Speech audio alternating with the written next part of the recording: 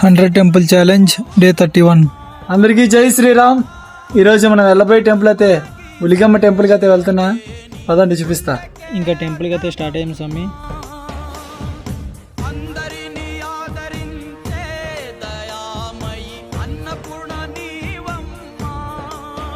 ఉలిగమ్మ గుడి దగ్గరికి అయితే వచ్చేసాం స్వామి.